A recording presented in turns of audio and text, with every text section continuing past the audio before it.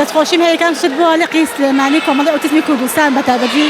کابەخیار و دەستەی کارگەڕی کە هەستان بە ئەنجامدانی ئەم چالاکیە بەڕاستی ئەم چالاکیە ئەم جۆرە چالاکیانە بۆ مناڵی ئۆتیزم زۆر پێویستە. ڕاستە ئێستا یەکەم جارمانەوە فەوزایەکی زۆرە، بەڵام ئەگەر بکرێتە بەرنامەیەکی بڵێن هەفتانە یا خود مانگانە بۆ مناڵەکان زۆر سوودێکی باشی ئەبێ بۆ مناڵەکان لەبەرەوەی مەلەکردن فرەجوڵیان زۆر کەم ئەکاتەوە. وەڵای یەکەم جاریشمانە دەستخۆشیم هەیە بۆ کارمەندەکان دەستیان خۆش و دایکەکانیش هەمانشت چاودێری مناڵەکانی خۆیانن پرۆسەکە بە باشی بەڕێوەچوو تا ئێستا. وەڵاهی بڵێن قورس نییە قورسە، بەڵام ئەبێ ئێمە بەرنامەی خۆمان جیاکەینەوە و چالاک بین و پشوو درێژ بین و هەمیشە بە دوای زانەوەی دروستە بگەڕین لەگەڵ مناڵەکانمانە تەکنیک چەند تەکنیکێک بەکاری بێنین بۆ بەرنامەی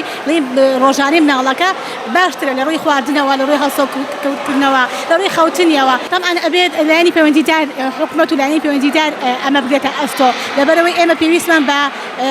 بڵێن هەر شوێنەکە بچین فری بێ بۆ ئێمە توانێت ئەوەمان نییە بڵێن مەلەوانگەیە هۆڵی وەرزشیە کۆمەڵی بابەتی ترە بۆ مناڵەکان لە ڕووی مادیەوە بتوانین هەموو کاتی ئێمە مەصرفیان بکەین. ئەمە ئەرکی حکومەتە لە ڕووی ئەوەی کە موچیان بۆ بڕێتەوە، لە ڕووی کە سنتەری پیشەیان بۆ دابندێت، لە ڕووی ئەوەی کە